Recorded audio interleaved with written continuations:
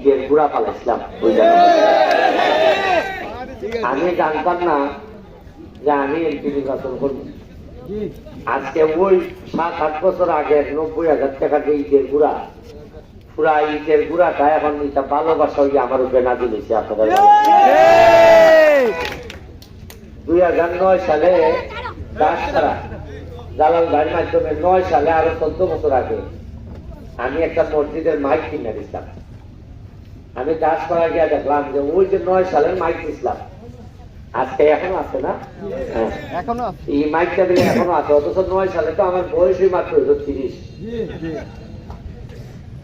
যাই হোক, আমি আমার কেড়ে জানি মনে হয় যে আপনাদের ভালোবাসা আমি পাইছি এটা ঐশ্বরিক নাই। যে আমি একটা এমপি ছেলে, আমার বাবা নাই, আমি কোনো এমপি মন্ত্রীর ছেলে না, আমি কোনো শিল্পপতির ছেলে না। আমি আপনার মতো একটা পরিবার থেকে উঠতে আইয়া পড়াশোনা করে ব্যারিস্টার ইয়া ঢাকা বিশ্ববিদ্যালয়ে পড়াশোনা করছি, বইটা টাকা পয়সা যা বেঁচে করছি। আজকে বাড়ি ঘরের মধ্যে 49টা ব্রিজ বানাইছি, 37,000 আমের চারা লাগাইছি। এখন প্রশ্ন হইল, তোমরা যদি ভিডিও সামনে যাও বইসা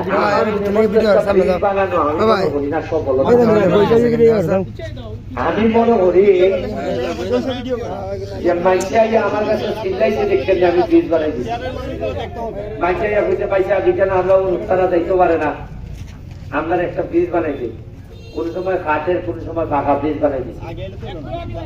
আমার প্রশ্ন হইল 49টা ব্রিজ যে আমি বানাইছি মানুষের দাবির প্রেক্ষিতে, এটা আমার যত না সফলতা তার চেয়ে বেশি মাননীয় মন্ত্রীর ব্যর্থতা। একজন মন্ত্রী থেকে আমি বাপ থেকে আমার গোলাপুরিরে যদি আমার বাইয়ে চালায়, মানে চাষায় চালায়, তাহলে এটা বাপের ব্যর্থতা নেই। তারপরে বাপের ক্ষমতা তৈরি যদি চাষায় চালায়, চাষায় চালানি লাগে, তাহলে এই বাপের টাইনালা কতখান টান বাপ। আপনারা যে রাস্তাটা বাংলে আপনারা আজকে ভাবতেছেন যে 7 তারিখে নির্বাচন, এমপি কেউ করলো একলা, এইভাবে ভাবতেছেন হয়তো, কিন্তু এটার প্রভাবটা আমি আপনারা একটু জানাই। এই যে রাস্তাটা যদি ভাঙা থাকে কিটা কিটা সমস্যা হয় আমি আপনারা বহুত দিন আপনারা ভাঙা আছেন না, এটা কিটা কিটা সমস্যা হয়েছে আমি আপনারা ভাই। ওই মেইন রোড থেকে যদি যে বেটা 10 মিনিট আতো আছে বাপসের রোয়ানা দিয়ে আইয়া মসজিদ নামাজ পড়বো, এ বেটা আইয়া নামাজ পাইছে না বাংলা। যে বেটা 4টার সময় মনে করছে একটা প্রোগ্রাম আছে, 3:30টার রোয়ানা দিলেও গিয়া 4টায় বুঝাইতে পারছে না। আর বুড়া মানুষের যত জনের নৌকা কমরে ওষুধ খায়, এটা শিরতা হয় না এই বাংলা রাস্তার লেগে। সাতিয়ানের মানুষে যে এখানে যে শিমুল ঘর সহ এখানে যে আপনার ফার্মেসির মধ্যে গিয়ে হঞ্জত লাভে খায় জিগাই পেটাবে যে হাড়ের বেদনা কোমর বেদনার ওষুধ কতলো ব্যস্ত। এটা হইলে আপনারা এটার কারণে। এরপরে এই রাস্তার কারণে বহু বিয়া শাদী ভেঙে গেছে, মানুষের পা যাইয়া দেখছে যে বাবা এই চুরি গেলে বিয়া দিলে আমার উপরে প্রেগনেন্ট হলে এটা রাস্তা থেকে ডেলিভারি দিই।